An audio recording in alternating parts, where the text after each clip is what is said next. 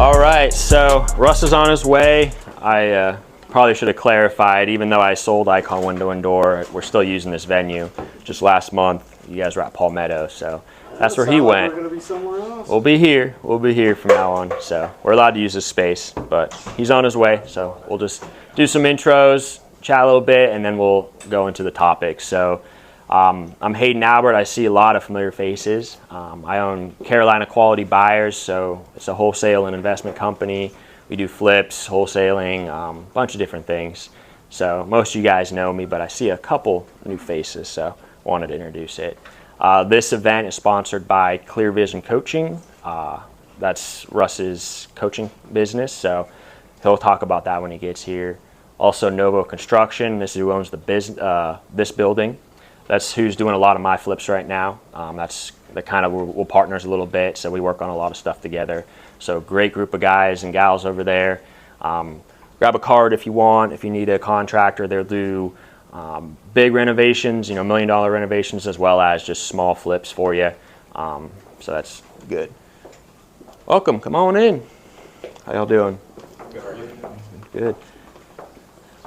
Other than that, that's about all I have. So we'll start with kind of what is everybody working on right now? What are you guys struggling with? Obviously the market is changing a tad. So is there things that you're sitting on right now and you're like unsure about? Anything? I know I was talking with somebody about their homes as they're listing them and they're kind of sitting as they finish up flips. Is that something you guys are seeing? Who has a flip on market right now? Okay. 3. Is yours under contract? No. How long has it been listed? Well, we just listed 2 of them this week, and then we have one up in Somerville that's been listed a long time. Yeah. Over 100 days. Yeah. What about you, Zach? It's under contract right now, but it was like in and out of contract twice. Yeah. But we got 3 months now. That's good. Yeah. So I'm feeling it myself where we're listing homes and just a little apprehensive is, hey, is it going to fall out? As these rates, are fluctuating and going up, where are we going to sit? And going into the winter as well, is the market going to hold stable or people are going to continue to move here? So it's a concern of mine, and I have some things that have been working. I've had a couple get listed and sell. So I'll chat about that once Russ gets here and everything. So, all right. So who's new? We'll do a couple introductions. Okay. Tell me about yourself. I'm Margaret Van Antwerp, and this is my first cell meeting. I did go to the last meeting last week. That was my first. The big one? Yeah. How'd you like that? Good. Yeah, it was a little overwhelming at first, not Yeah. knowing anybody, but I got to know Kat. So I'm just starting out and Nice. just learning. So Awesome. Thanks for having me. Awesome. Are you trying to do a flip, or what are you trying to get into? Just my first strategy would be wholesaling. Awesome. And eventually the flipping rental. Okay. Nice. Awesome. Anybody else? Who's first time? Okay. I saw you at the last event too, so. I'm Vanika. I'm a realtor with Keller Williams, and this is my first group. I came to the last group Yep. as well. Yep. Last week. We closed it down almost. Yes, just about. But I'm just really interested in learning about the process. I'm certified in home staging, so really trying to network and Yeah. learn that side of it. Awesome. That's great. Hunter? Yeah, I'm Hunter. Pleasure to meet everybody. New to it as well. Been in hotels for about 11 years now. Love talking to people. Love networking. I've known Hayden since I was in high school, actually. This dude moved from Pennsylvania to North Carolina. Oh, you weren't supposed to tell people that. Actually loved it.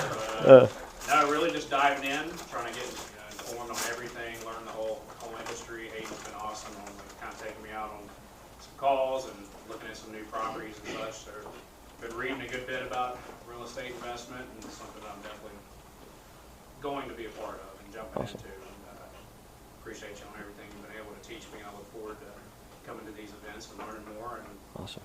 hopefully jumping in and getting it. Awesome. Gentlemen, you guys new? Yeah. Awesome. Where are you I'm what you got? Alfonso Abate. I own an architectural firm Okay. as well as a development firm. And We're just trying to make some contacts and Yeah. also trying to get a grounds on this business. a Yeah. little more, so. What type of development are you doing? Like full what? We can do commercial, residential, Awesome. multifamily. Awesome. and personal Awesome. aspects of those. There's a few people that are dabbling in that now, so you'll definitely get some people talking to you. Probably me. So that's awesome. So I guess we'll chat a little bit about getting your first deal. So a couple new people here. What are you guys doing to try and find your first in your situation first wholesale deal? So what are you trying to do to find your first deal, and then maybe we can help you out and point you in that direction. I'm actually like learning about how to even do that. Perfect. Listening to podcasts and all Yeah. that. So, and then I wanted to know like about virtual wholesaling as Yep. well. Is that something anybody does? Because I know other areas of Mhm. the Northeast. So.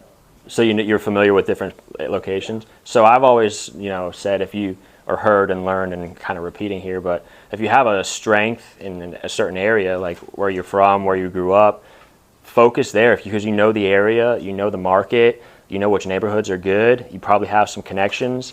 You don't have to start in, the place you're at. You can always start in a different place. So I just opened up a new market of the area I went to school in. So when I was a kid, I just, bought a bunch of lists and started calling my old hometown just today. So we're opening up a new place where we have a strength. So that's a good thing you can do. Here in Charleston, it's very competitive, Yeah. but that's good because that means you can sell deals. So I've always said, if it's easy, then there's probably not going to be able to sell them. If you can go get a bunch of things under contract, you're not going to be able to sell them. If you can fight and claw and continue to put the reps in and you get a good deal, it'll be a home run here. You'll be able to sell it. So, yeah, cool. All right. Anybody else? What we got? What we want to talk about? Russ is doing his best, I guess. You have any active deals right now? Not on the wholesale side. Closing on Monday on a hold. I'm going to do a rental out of it. So Okay. pretty excited about that. Yeah. Wired my money today. So, There you go. Yeah, bank account's empty. That's better work. Nice. So what type of debt are you putting on it? Are you doing like a long-term loan, or what's your plan with it? Yeah, we just did a conventional 30-year. Put 30% down so we could get a 7.6 rate. Nice. Which is, I'm happy with that. And then we'll try to midterm rent it out. It's up in Columbia, about 3 miles from a couple hospitals. So There you go. try to do the travel nurse demographic. Nice.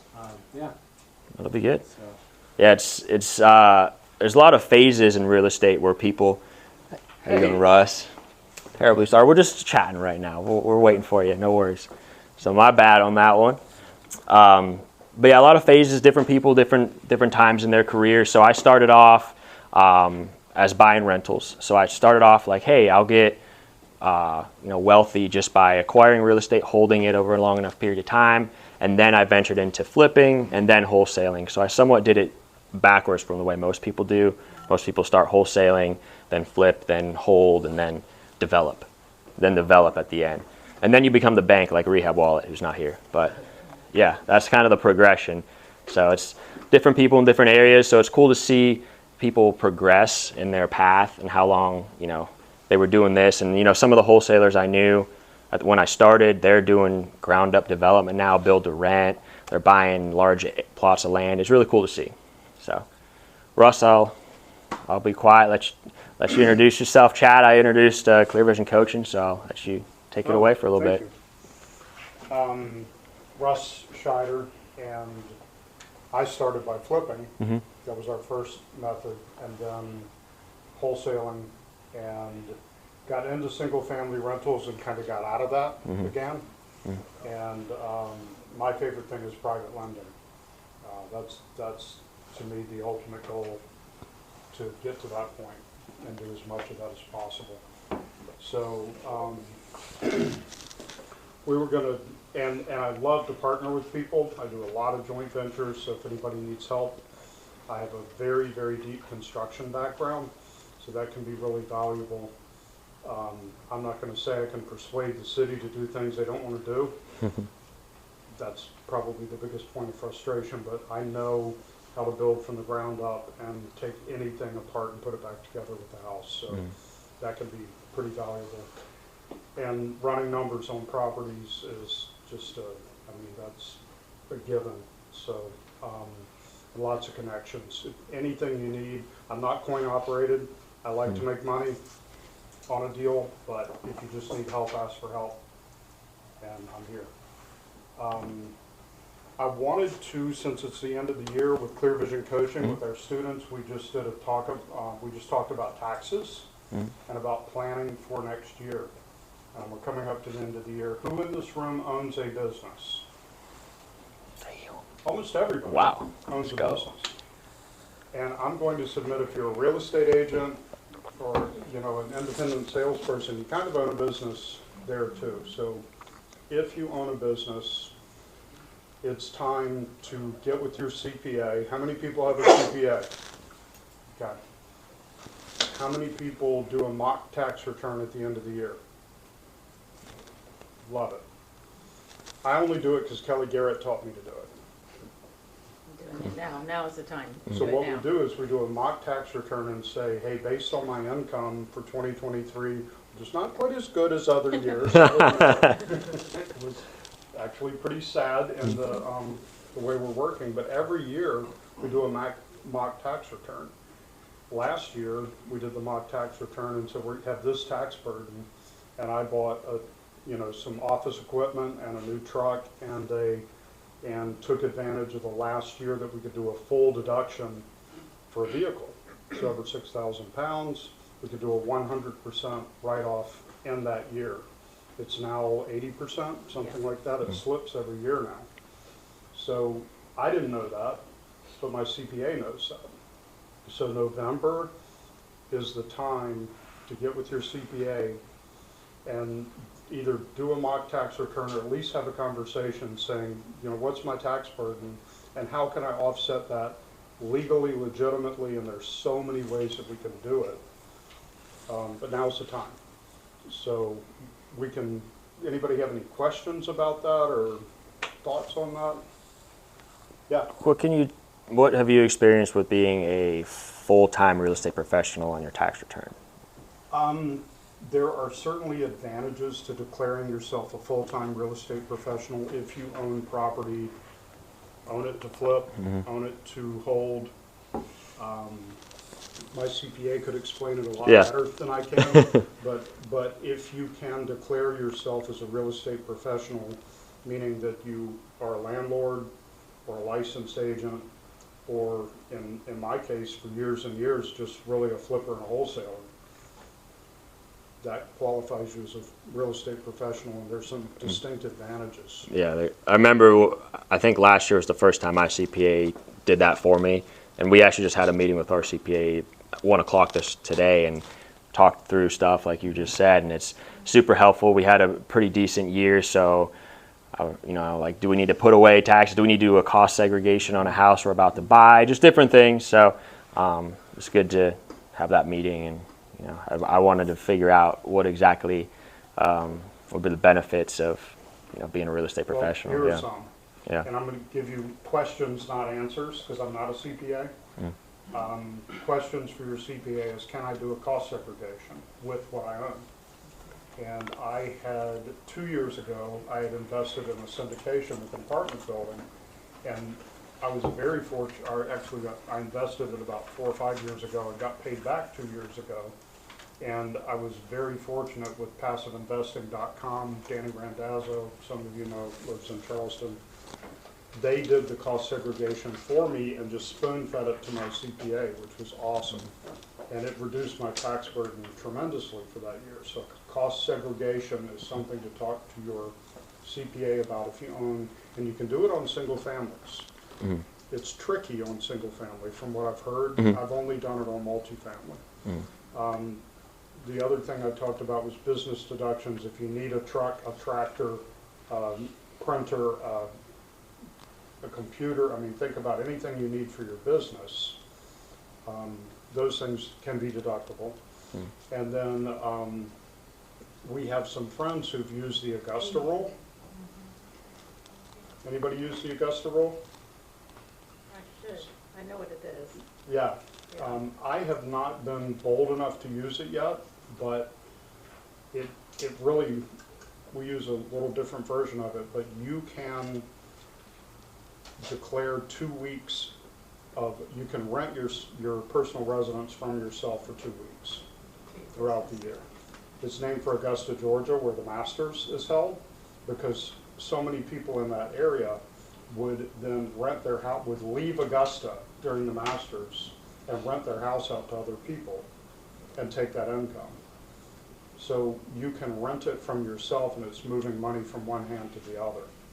Talk to your CPA about the Augusta rule, and what we do is have a corporate retreat. So you really need a company to do that, but almost everybody in the room raise their hand that you have a company. We all have companies. So cost segregation, the Augusta rule, and any sort of equipment or vehicle purchase that qualifies. I bought my truck in November of last year for that reason. If you want a vehicle now, you're saying it's only 8%, so 100%? Yeah, 80% no. Yeah, it's 80%, and it'll be 60% next year, 40% the year after that. It goes down. Thank you, whoever passed the law. Because for a really long time, it's been 100% deductible in the first year. So even though I financed the vehicle, I didn't even pay cash for it. The business pays for the vehicle because I do use it about 80% for work. Whatever the rule is, I do whatever the rule is. Exactly, same. Yeah, but I mean, I seriously use it primarily for work, so. Anybody have other tax strategies to recommend or other questions? I mean, I'll add to the benefit of being a real estate professional for those that are married. If you have a spouse that's got a high-paying W-2, you can offset some of their income with your bosses as a real estate professional. Oh, Right. yeah, I remember that. That's solid, for those that are married to a doctor. Yeah. The Tax-Free Wealth, that's the best book ever. Tax-Free Wealth talks about all Yeah. the things that you can do as a business owner. And a caveat, and I'm actually going to ask for help with this, because I have diminished my tax burden year after year after year, it can be difficult to qualify for loans. Right. Because my DTI sucks. And they don't like assets unless they're income producing assets. And they don't like cash in the bank. What they want to see is income. So I could have millions of dollars in the bank, but if I only pay myself $65,000 a year, $90,000 a year, $100,000 a year, that's where I qualify on the DTI. So you have to be a little bit careful if you're going to use traditional financing in the future.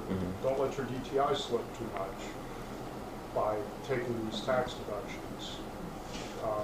Because it can come, something to think about. So we weigh it out. Do I want to pay taxes on income and be able to show that income to a lender, like a bank, traditional lender? Or do I want to legally avoid as much tax as possible and figure it out from there? Paying taxes is a good thing if it means you're making money. So if you guys are paying taxes on the money that you've earned, and you meet with your professional and you shelter as much as if you can. If you're paying taxes, you're making money. Now you can go get loans. You're bankable. That's good. I mean, that looks good. So I had a close friend, a partner that was getting a couple $1 million property. He's getting a home. He's trying to get a loan, and he had sheltered so much of his income that it was hard to get that loan. That's happened to me. Yeah. Yeah. So it's just I'm sharing that as yeah. it's a decision that I made, but it gets frustrating sometimes because Yep. it can be very difficult for me to qualify for a conventional loan. Like my personal residence is a non-QM loan.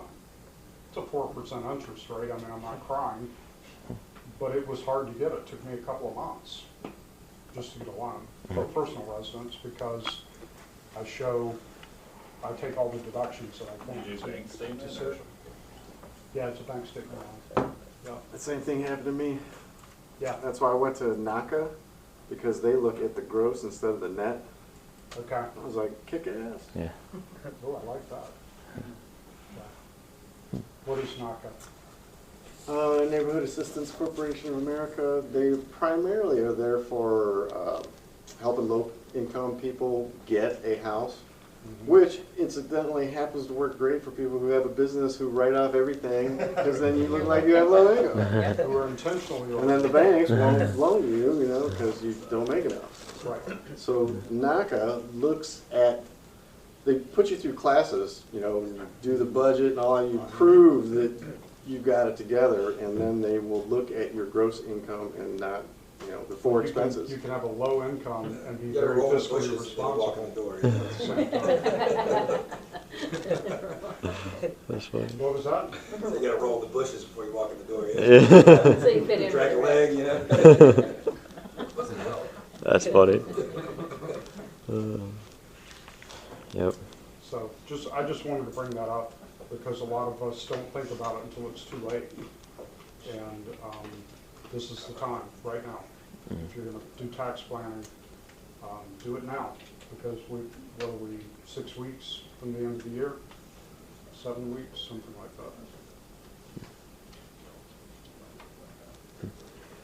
that. Make sure you're getting your W-9s back from all the people you're paying and getting that all set up. You only got 35 days or something after the first year to get your 1099 sent out. And there's just lots of things where it's better to get ahead of it, and then instead of wait till March and be like, oh, I guess I'll start looking at stuff and file extensions and yeah.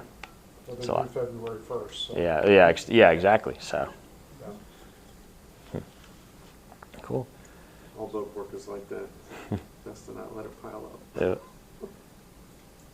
So Hayden, the subject that Hayden, I just wanted to bring up the tax thing because it's that time of year. And in December, I want to talk about setting goals for the new year because I need to hear it. I need to remember to That's a good one. really focus on goals for the new year. And so maybe at the next meeting, we'll talk about SMART goal setting. That's a fabulous idea. Yeah. Yeah, and talk about, maybe we'll do the Wheel of Life and SMART goals and all of that. That's typically my routine in December with our coaching students and any groups that we work with, is to talk about the Wheel of Life, which is rounding out our lives in all these different categories, if anybody's ever done that. If you haven't done it, it's a very powerful exercise. We did it at the last mastermind, right? And then SMART goals are, it's SMART, it's an acronym for how we set goals. And that segues into our other discussion, which is, anybody experienced a change in the market in the past year or so? I mean, anything different? Yeah. I can raise my hand all the way up. So we were going to talk about pivots, and I'll share mine first. So my sister has always kind of had a kitchen and bath design business and a cabinet company running in the background of everything that we do. And so my dad bought a cabinet shop in 1983, and I grew up in that environment and was a professional kitchen designer and residential designer for years. Well, we're pivoting back toward that. We're not abandoning real estate. I mean, real estate's still a big part of our lives, but we're selling cabinets and we're designing kitchens and we're working with contractors. And I just talked to a good friend of mine who's a great flipper, and she's doing project management for other people now. So find some sort of a pivot, and that's ours. So we're kind of mid to high end. If you know anybody who needs a new kitchen or bathroom, especially on the high end, we're excellent. My work's been published in 13 magazines. Worked with professional chef, who I won't mention because she was called out as racist. Greg Allman from the Allman Brothers Band, John Schmaltz from the Atlanta Braves. I mean, we did work on some fabulous stuff because we were on Hilton Head Island. So we're kind of in the right place at the right time. Charleston's not that different. So that's been our pivot, is to kind of go back to our roots and say, what we're doing with flipping and wholesaling has become pretty difficult. And so what do we know how to do? And my sister has been selling kitchens in the background. We've just ramped that up. So that's been our pivot this year. And hiring people to, I just worked with my acquisitions guy today, hiring people to do the day-to-day work in the real estate business, because now I need to do the day-to-day work in the cabinet business. Yeah. Until we can hire people to do that, which is gonna be probably a year and a half, 2 years for us. Yeah. So there's all kinds of ways to pivot. We don't have to stay in real estate, but I like, for me personally, I like for it to be something that's in alignment Yeah. with real estate, because I don't want to abandon it. Who was in real estate prior to 2008? Anybody? I lost my shirt on my first flip. Can you please tell us your story on that? So I bought my first flip in 2008, and it was in Ravens Run. It was a 4,500 square foot in a gated community. I did it in 3 months. I mean, full rehab, but not just like remodeled the whole thing, like new kitchen, bath, and everything. I put the extra value in it. You know, had it appraised for 1.29. Back to that. Wow, that's crazy. Yeah. Yeah. And I bought it for 7. Mhm. Put like 150 in it, and then it sat on the market for 3 years, and Ooh. I went bankrupt. I lost my house. I lost that house. Well, actually, I was able to short sale them, but yeah, like it took me all the way down, and now I'm like sitting here thinking I'm getting back into this, and y'all are talking about You're the most market is prepared. sliding again. You're the most prepared person here. Everybody else is just out here just I've already slinging been stuff body around. slam, man. I've like been body You said, slammed. "Bring it on." Bring it. Bring it. That At is- least my kids are grown now, so they won't have to sleep in a car with me. But That's a really cool story. I mean, not cool, but it's a remarkable story. That's cool. you do rise above. Yeah. Yeah. So I started in 2019, 2020, right when things were just, ramping up. So obviously I haven't seen every, wave, but one thing that I have experienced is, when I was just getting started, there was always a shortage of deals. Probably 2011, 2012, 2013, there was deals everywhere, but there wasn't buyers. Now there's no deals, and it's just everybody's hunting for the same thing. So I created my company to try and find deals, market, talk to people, get the deals, so I didn't have to rely on other wholesalers or realtors to get me, my flips. So built out a company, was calling. We have virtual assistants, tons of different marketing channels to find deals, and then as that's progressed, you're seeing the market slow down a little bit right now, and the rates are so high that your flips are sitting. It's been so long since we've seen 100 days plus on a significant amount of properties, and there's lots of them. So to be able to pivot is kind of what we want to get into today. Is what can you do? What are you currently doing? What do you need to look at, and go from there. So I guess one of the things I'm doing for acquisitions, since we're continuing to get deals right now, we have about 15 deals under contract, and we're doing 5 flips active right now. So we have a lot that's active and going into the new year. So nothing on market right now. The last one just sold, so that was a good success story. I'll tell you that in a second. But thanks. Yeah. So we definitely changed up how we're renovating stuff, and actually we partnered with Zach on the deal, the one we just finished up, and Scott. So they actually all kind of worked together on that one. It was flipping North Charleston. I was watching the market. I was on, an agent was sending me every single property that went on market. I was on that list for that neighborhood. So I would see, and I was tracking what's going on with prices in that neighborhood. And I had already owned a property back in 2020. So I knew the property I bought for $93,000 in 2020, those things are selling for $250, $270. I was watching the values. They were getting past $300. I was like, holy shit, like it's moving fast, and it's not slowing down. So I was seeing records set even when I saw the market dip. So I'm like, okay, let's hone in on that neighborhood. We bought something on market, and then we took it a little bit over the top. We did more than just a normal flip that I would have done in 2021. 2021, you could get away with, you know, butcher block countertops, really thin, shitty LVP. You know, you could get away with a lot. You didn't even have to put cabinet pulls on. You could get away with just reusing old kitchen faucets from flips that you've torn other stuff out of. You know, I'd go get boob lights from all my neighbors, put all the boob lights in the old house. Like, it didn't matter. It would sell. Somebody would come in and pay over ask. You can't do that now. So I'm ordering, you know, I have an entire list of, you know, finishes that match each other, and I'm putting those together, and I'm buying nicer doors that I would usually save for a $600,000 plus flip. Nicer doors, nicer hardware, stuff that photographs well. I'm doing accent walls and painting doors, you know, different colors, and just trying to really get that one buyer that's paying cash, or that is that one person that has to move. Because there's buyers out there, but there's a lot to choose from.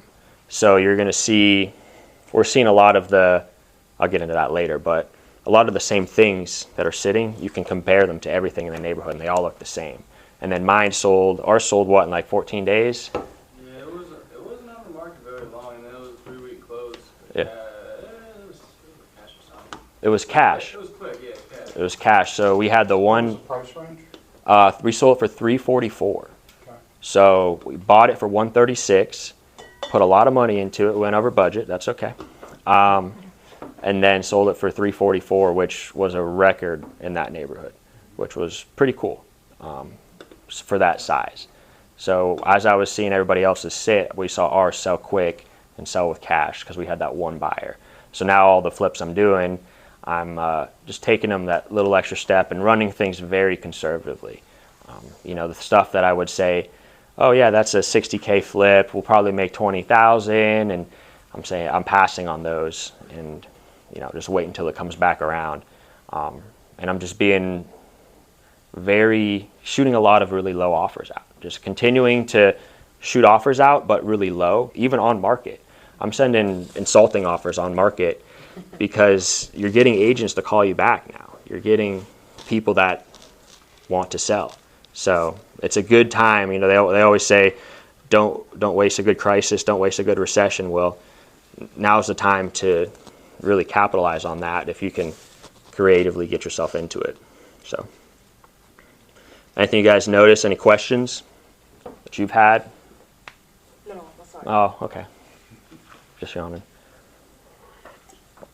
So, I've been able to, one of the other things I'm doing is I'm doing a lot of creative stuff. So Jake knows, we've done a couple deals, talked around him a few times, but I'm doing some creative finance, and I'm talking to a lot of homeowners that are in new build areas. So these newer neighborhoods, anything built, and a couple of you guys have heard this, but I'll say it again. So anything from built in 2019 to 2022 has a 2 to a 4% interest rate. So I'm calling every one of those homes that sat on the market for greater than 100 days, and we're chatting with all those agents, and we're saying, what can we do with your seller? What's their position?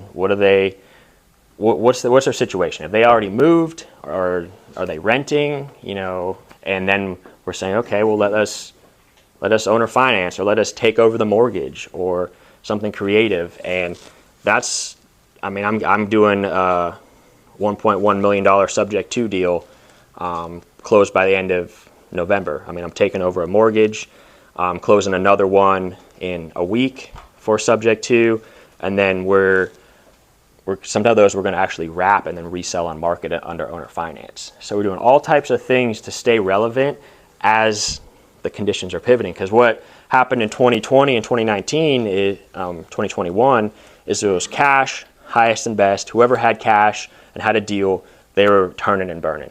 Now it's people don't have cash, they don't have money, you know, things are sitting, so it's the interest rates piece that's stopping everybody. So if you can find a way to leverage interest rates, you can still maintain your momentum. So we're ramping up right now and continuing to do more and more deals just off of that, you know, one little pivot. So it's, What's that conversation look like when you're talking to realtors? Because I've done it every now and again on ones that have been listed for like 60 days or whatever. And I mean, like 99% of realtors don't know what subject to is. Yep. Like they might know what seller finance is. Yeah. So one of the things I do is I go to ChatGPT and I have them ChatGPT write me up an explanation of subject to and how it's beneficial to a seller, right? So it spits out a whole bunch of bulleted lists and it sounds really good. So I copy that, and that's one of the things I just paste into an email and I say, this is from ChatGPT, but here's what subject to is. And that's what I do after I kind of break the ice. So the conversation goes, hey, agent, what's your seller situation? What have they? Because you have to teach them. You're teaching every single agent when you're having this conversation. So I walk them through and try and tell them a story and show them deals that I've done and how they worked and what the seller situation was. So I'll just say, hey, I closed this deal because this seller came to me. The house was listed for X amount. They owed this much. They had no equity, so I was able to buy their home with a small down payment, and they didn't have to pay a bunch of extra realtor's fees. They didn't have to pay the buy side, and they actually walked away with cash in their pocket. That's how I helped the last client I worked with a subject to. And so if you want to listen to what I have to say for this, I always protect your commission. So I always say that. I say, hey, your commission's protected. I'll even, if there's room in there, I'd even suggest like a dual agency where you can get double commission. So as long as you you align yourself with the agent and you're saying, hey, we're working towards the same thing, they probably just want paid because their business slowed down too. They got all these listings that are sitting. So I'm having a lot of agents actually open to it. They listen to it. I have one right now who continues to just reach out about the deal, and it's just a little too tight for me. So I started off, it's funny, I actually started off with this agent in July, and I said, hey, 30K down. I'll do all these things. This looks a great deal. Denied. Now I have her reaching back out, and I offer 20K down, and I'm like, oh no, sorry, it's 10K. Just because there's so many deals out there right now, and that one isn't as good. So there's a lot more people open to it right now. It's starting to ramp up. So if you can pivot, understand some creative finance stuff, I think you can get through the lull. Does that help answer? So, yep. Can you explain a few words of the subject to, the steps, the most important steps? So, it's pretty easy. What I do is I hire a transaction coordinator. They're called Constant Close. I 100% recommend them. So anytime somebody brings me a subject to deal, I say, hey, wholesaler, if you're going to sell this deal to me, I need you to pay for the transaction coordinator. So I'll make them pay for the transaction coordinator. It's $1,000, and they will actually write the contract for you. They'll draft all of the post-close documents. They'll get all of the power of attorneys, all the login information, the insurance, everything. They do all of that for you, and you just basically see it to the finish line. So they basically teach you how to do creative deals. They'll do subject to, owner finance. They'll do hybrids. My last one was a hybrid where it was subject to for X amount and then a owner finance note as the second to make up all the equity. So I guess I can go into the steps a little bit more. So first thing I do is I have a subject to contract, which specifically lays out the mortgage, how it works, and I have them initial like 6 times that they understand that I'm not taking over, I'm not liable for the debt. The current owner of the property is going to hold the debt, and I'm going to get the deed. So I make them understand that. I'm very clear, because there's a lot of deals on market that are VA assumable loans. I'm never saying I'm assuming the loan. I'm only assuming responsibility for the payments on the loan. However you have to word it, but make sure you make it very clear with the agent and everybody that this is how it's going to work. And then I make sure I tell the homeowner, hey, you're going to have to give me your login information. You're going to have to give me all of these things because I have to make those payments. So we're going to have to work together and this is how we're going to get your home closed because it's not selling and you need to move. So I can help you in this situation, but you have to make sure that they're fully bought in. And then my attorney drafts up acknowledgments. So I use Weeks and Irvine, and they have these like 3-page things that basically releases the attorney from the liability of the sale, because there's a lot of moving parts in the subject to, and the fact that you're leaving the debt in the seller's name, the attorney doesn't want to get sued. We don't want to get sued. We want to make sure everybody knows what's happening in that deal. So we sign the acknowledgments, and then at that point, just get to the closing table.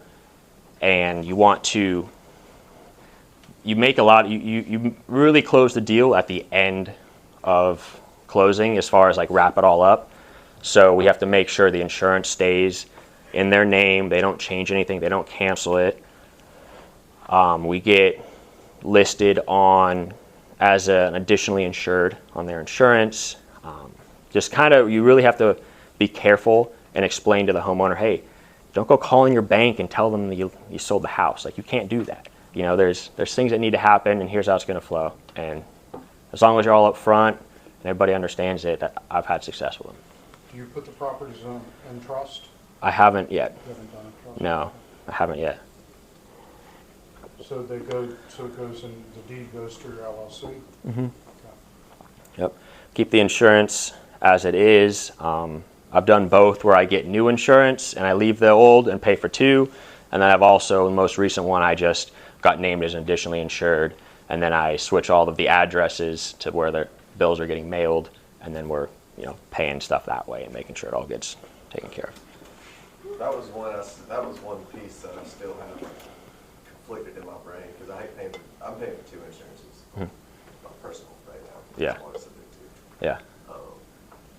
I'm just scared that if I terminate it, it's going to get dual sale, but I kind of feel like it's not, but it's also like I'd rather just pay an extra $150, $200 a month. Yeah, to keep your good deal. Yeah, yeah. I've heard, and I'm not an expert, but I've heard that if you have 2, sometimes it's weird because you have like extra insurance for no reason. So I'm trying it out this time with only having 1 policy as additionally insured, and I think it should be just fine. But yeah, a couple ways to do it. But I think it's just one of those like I don't know the word. Like everybody's just like terrified of the deal on sale, and it's really not like that big of a deal. Yeah. And it's when you do it yourself, like you're more terrified because it's like you're the one doing it. But at the end of the day, it's not that. Does anybody not know what the due on sale clause is? The what? Due on sale clause? No. Okay. So if anybody's shy, due on sale clause is when you sell a property, that loan is technically due on sale 99% of the time. There's, like I said, with the VA, FHA, and different type of loan packages, those all are not always due. Well, let me clarify. Some of them are assumable, so you can assume the loan and then you don't have to get new debt. But if you sell the property, almost on every one of your residential loans, it's going to get called due if you notify the bank. But if you do it subject to the existing mortgage, you won't hopefully not get called due. They're not going to go looking for non-conforming loans. It's basically So long as you keep making the payments. as long as you're making the payments, they're not going to foreclose just for fun. It's too much work. They lose money. They don't want to do that. I actually had Wells Fargo approve one. They said, sure, we don't care if you subject to it. They said, don't go like putting this in writing, but they basically said, yeah, we're not going to call it as long as you don't go freaking us out, or we don't care. So I got that. They said, Wells Fargo said that, so it was kind of cool. So. You have to give them some money up front. But no, yeah. Cool. So yeah, like I was saying, we're going to the 2019, 2022. We're calling every one of those at over 100 days, and we're taking those leads, and then we're trying to do 5% down or less, and then we can actually wholesale that. So I'm a wholesaler by trade, so I'm wholesaling creative deals now. So that's how we're pivoting, is always finding something to be doing. We're partnering with real estate agents to list our homes that we're wholesaling now. So we're listing a lot of our wholesale deals on the MLS, and just so many things that we used to be really successful at just getting absentee-owned homes, buying them for 100, selling them for 150, and just wholesaling those over and over again. But now flippers are slowing down, so we're having to pivot. So now we're wholesaling to end buyers. We're wholesaling to somebody that wants a brand new home, doesn't want to pay a lot down, and wants a better interest rate, and we're wholesaling those. How are you, so if these are already on the market, everyone's already seen it, how are you contracting it and then still finding a buyer? Are you just getting such a discount that you can lower the original asking price? People will pay more money on the asking price. They'll pay more on that if your payment is less than what it normally would be. So if, The values in the mortgage. so you're So you're selling them with the same terms locked in that you contracted it at? So ones I'm doing, so I'll wholesale to, sometimes there's investors. So I'll buy subject twos. I'll buy them and add them to my portfolio. I have 2 that are in my portfolio now. I'll also wholesale them to other people that buy and add to their portfolio. So you're getting it under contract and then you're selling it through the MLS as a sub 2? Okay, that's kind of crazy. That's like a... We would usually close it first. So there's 2 ways. Let me kind of explain that. So if we're doing something on market, I'll usually close that deal. So I'll usually buy it for the low down payment, close it, and then I'll turn around and do whatever I need to do a rent to own, or wrap the mortgage and sell it again, or whatever. Were you able, have you done a wrap or have you done anything with a deal you've closed subject to where you passed it on to someone else yet? I'm buying one currently, and then we're packaging one right now to sell. But you're able to put that in on this, or it's kind of like you're just... If you're the owner, yes. Okay. So I mean, if you're not even the owner, it's just if it's already on the MLS, I'm buying an MLS deal. I have to close it and then relist it. Then you're the bank, I'm guessing, or no? Yeah. Okay, gotcha. Yeah. So a wrap is you take an existing mortgage and then you just figuratively wrap it up into a higher amount. So, if your existing loan is $300K with a $2,000 a month payment, you wrap it and you say, hey, asking price $350, payment $3,000. So now you just wrap that, create that, and sell it on owner finance to somebody under a wrap mortgage. So that's a way to, basically you're the middleman for that entire deal. So think about wholesaling, how we assign a contract, make $50K, make $5K, whatever it is. Now you wrap these mortgages, sell them, and then you're getting your assignment fee, you're getting your $50K down payment, because of $350 minus $300 or whatever the math is. You get your fee, and then you're creating cash flow every single month as well from the difference in the mortgage payment. And you have no liability because you're just receiving the payment and then paying the other loan that you're on. So are you giving the end buyer the deed, or Yep. are you doing the contract? Yep, so you don't have to pay taxes or any of that. Okay, so they have the deed. They have the deed. Okay. What happens if they don't pay the loan? I can foreclose on them, and if I don't pay, the holder of the debt can foreclose on me. So the original mortgage holder from the original seller, if I don't make that payment, that bank's foreclosing on those homeowners. It doesn't matter who has the deed, they're getting the house back because they have that lien, it's recorded. If I'm getting payments made to me, or vice versa, if my payments aren't getting made as the middleman, I can foreclose on them. So what happens, the problem is they're gonna foreclosure, but you're gonna be responsible, see?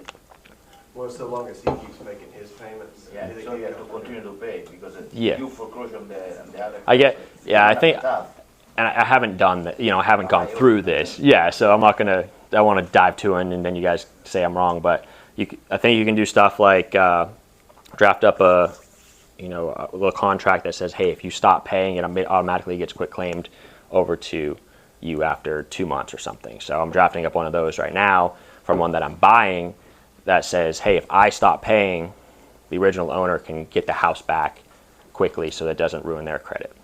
So there's things that you can do. I'm missing the biggest piece, is how does that benefit the seller if they still have a mortgage in their name? Because they're not paying it anymore. Yeah, but it's still their name and they can't buy anything else. Well, They also, can. You can give them the price they want. They can buy something else. Because you're using Oh, his because payment you're, to like offset. it's a rent? So that's why I always ask what the situation is of the seller, because if they need another house, the first one I did, they needed to get another VA loan. So there was a VA loan holder.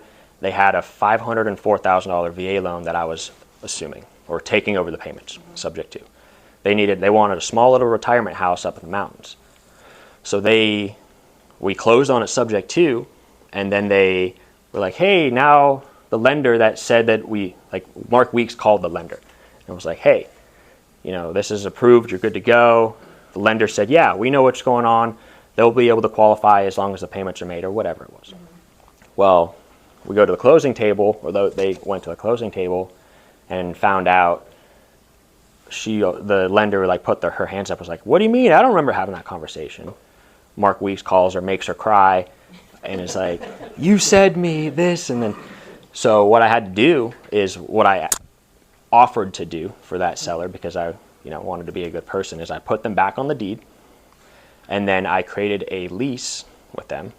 So now they are renting I'm renting the property from them. So then as a rental property, they can remove that from their DTI to go get the new mortgage. And after we closed their new house, took them off the deed.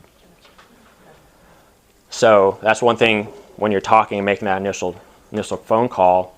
Do you need a new loan? Yes. Okay, well, let's do a lease option first.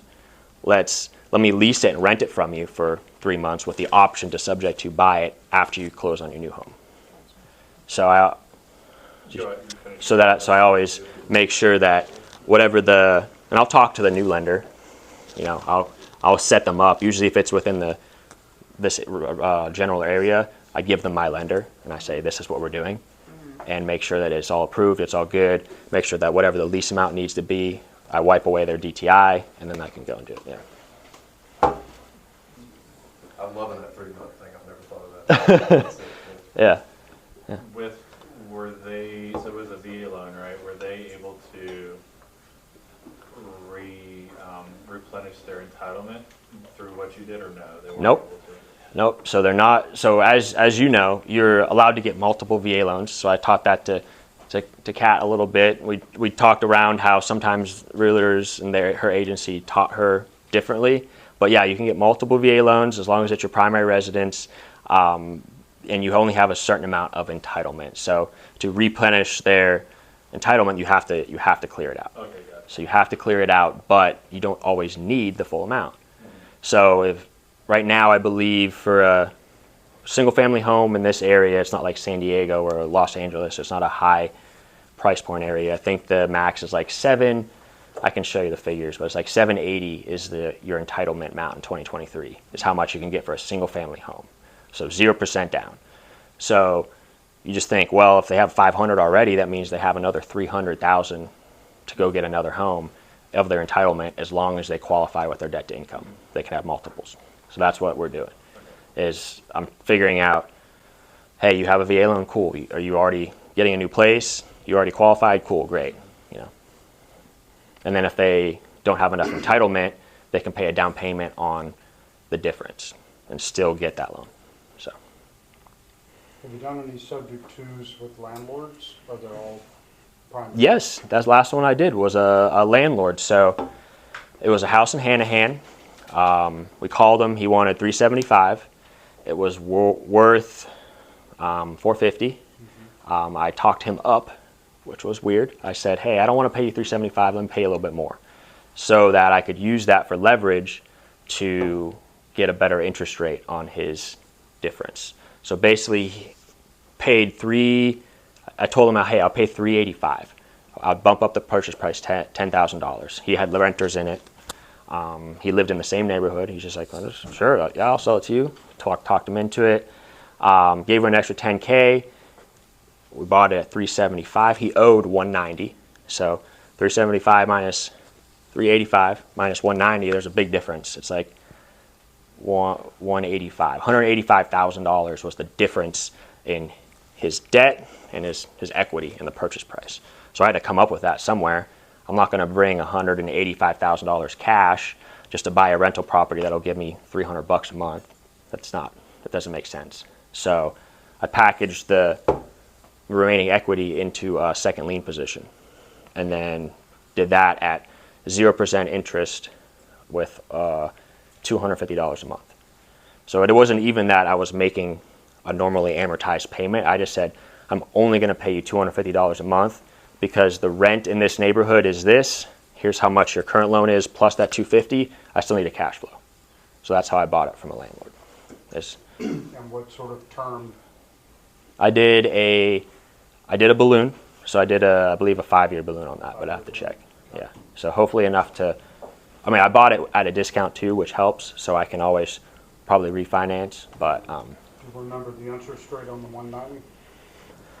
I think it was like a 3.9 or a 4.2, so decent. The first one I did with the VA loan was a 2.7, so it was when like. you refinance, there's a good chance the interest rate's going to be higher than Yep. that. Yeah. So we're hoping in 5 years, loan pay down, equity, yeah. So you just subject to you taking over his mortgage, you're paying his mortgage, and then he gave you the second position that you're paying him $250 on top of that? Yep. Okay. Yep. What So, neighborhood? What? right in Hanahan, not Hawks Circle. It's the one. You know where Lowe's Foods is? Yeah. So It's Tanner? those. Tanner? Yeah. Those neighborhoods back there. Nice. Yeah.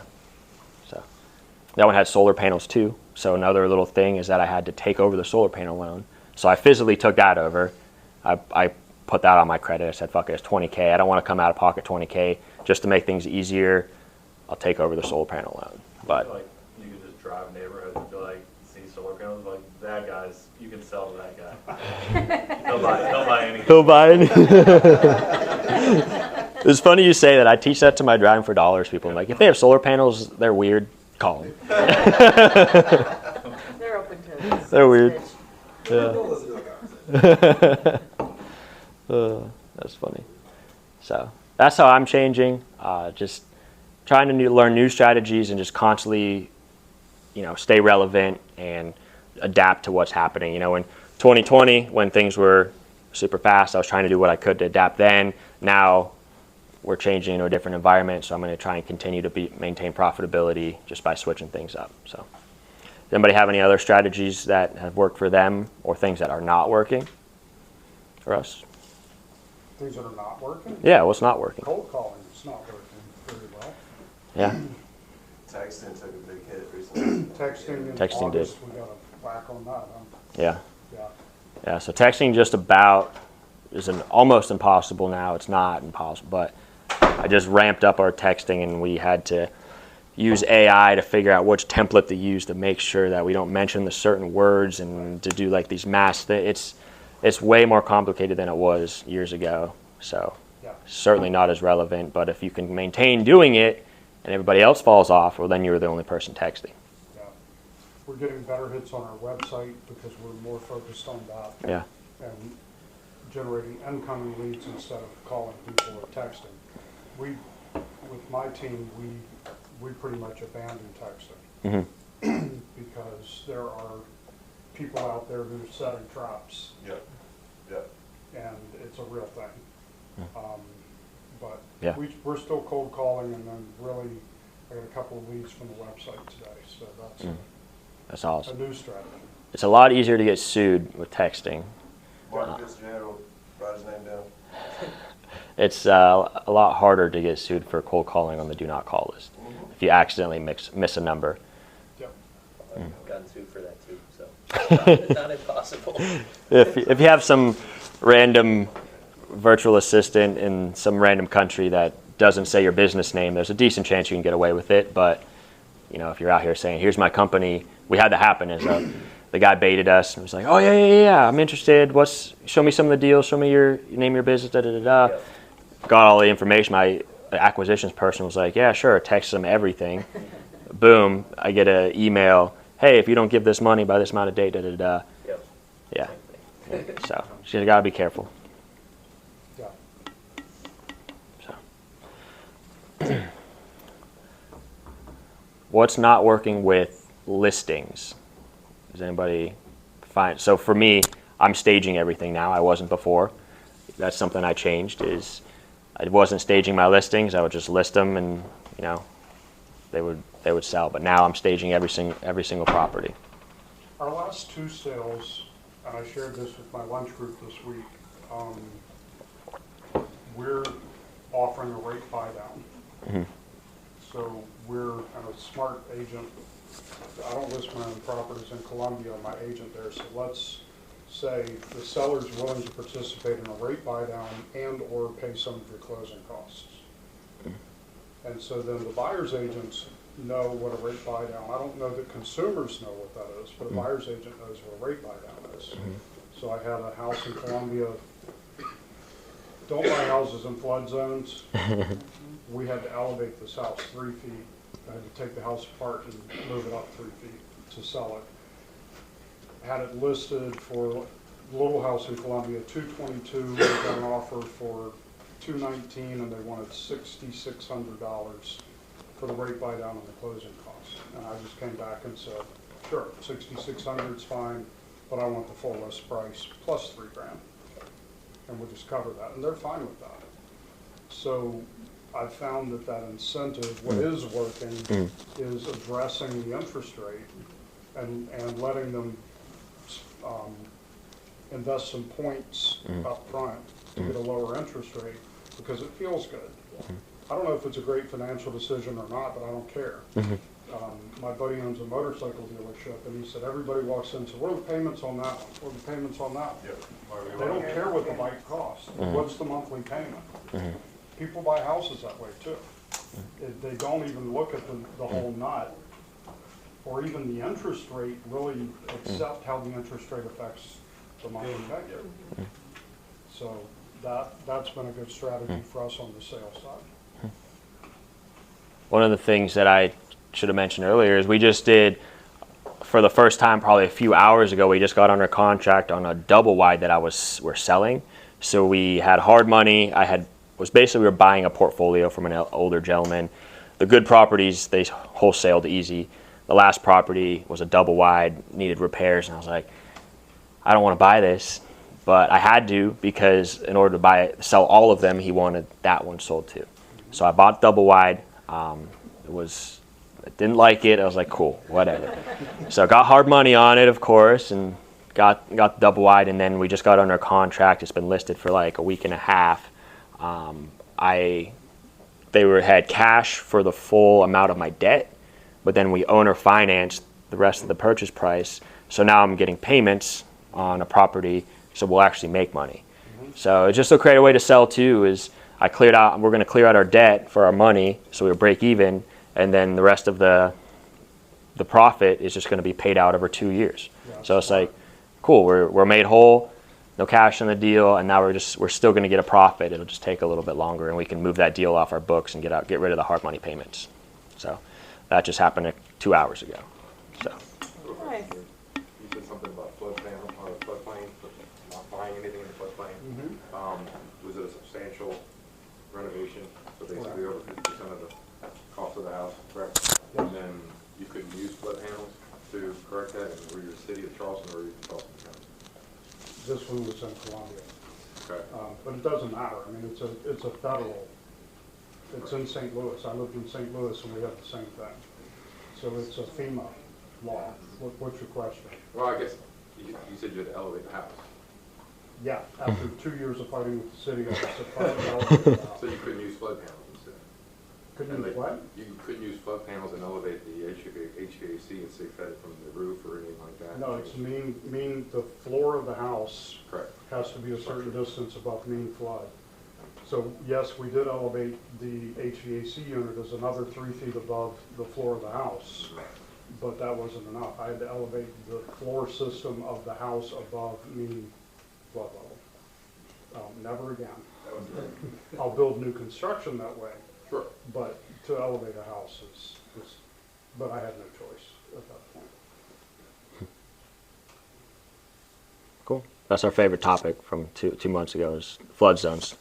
Yep. Yeah, talked about that for hours. I just say no. I've done 4 or 5 of them, gotten away with it, and then this one caught me, and it's just not worth it. Yeah. So if it's a minimal renovation, under 50%.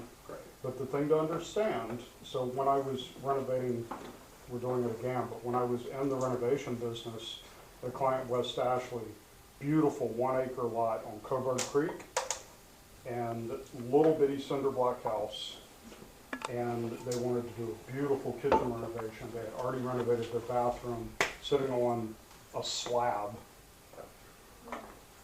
on the slide. Well, they're paying taxes on $1 million. The lot's worth $850, and the house is worth $150. So they could only do $75,000 worth of improvement to that house without elevating it. We can't elevate a house on a slab, as far as I know. You can't even build on a slab, not turn down slab. So we massaged the numbers. We charged a tremendous design fee, because design fees aren't renovation. We could back out all the permits. Any other repairs that we did, we could back out. And we came in under the 75,000, like 73,000. When we went to pull the permit, they said, oh, you redid your bathroom 4 years ago and spent $20,000 on the bathroom, closet, bedroom renovation. And they counted that against the, because it has to be within 5 years. It has to be 5 years previous. This is a FEMA law. And I went, and this was City of Charleston. It's in West Ashley, the City of Charleston. And I sat and argued with the plan reviewer until he got angry, which I do to people a lot, just to see what will happen. Because sometimes when people get angry, it'll go my way, and other times I'm running for the door. So he got angry and kind of pounded the table, and I knew the guy. I worked with him before. And he said, the federal government will remove all of our funding for the city if I allow this. So it's a big deal. So we were able to do the renovation by shifting even more funds and doing it in stages and doing it almost a year later to let that 5-year thing expire. So it's a hassle. Now, this was their personal residence, so it wasn't that critical, the timing of it. It was just inconvenient for them, but it's not like you're holding and paying interest on a flip or a rental or whatever. So flood zones are something to be very aware of. Recently, in the city of Charleston and Charleston County, anything within 100, or being podcast, within 100-year flood zone, you can't even use a turn down slab anymore. You can't do a slab on grade. You can't do what? A slab on grade. Just recently we found that out. This year. It happened this year. Even if the lot is above mean sea level? If it's in the 100-year flood zone, you cannot do a turn down slab. Or slab on grade. Keep that in mind when you buy a piece of property in the 100-year flood zone. You're gonna have to elevate the house. Right. Whether it be piles, piers, or whatever. Well, my house on Hilton Head was 14 feet 2 inches off the ground because it was right on the marsh. And in heavy rain, it would come, right up to my house. Underneath where we had a garage. But there was a reason, because mean flood level was 14 feet. If we had a storm surge, it was coming in at 14 feet. And so we were 14.2 on new construction. It's just the way it goes, living in a coastal area. And as I said, when I was in St. Louis, the Merrimack River runs right through town, and there's a place called Valley Park, and all those houses are in a flood zone. Exact same rules, laws, everything else in the Midwest on a river. It's the same thing. Okay. Any last questions? And we'll do some networking, get some snacks. Cool. All right, well, I appreciate everybody coming out. Thank you so much. Make sure you get signed in. I have a deal I'll send out to everybody tomorrow. You can tell me if you want to buy it.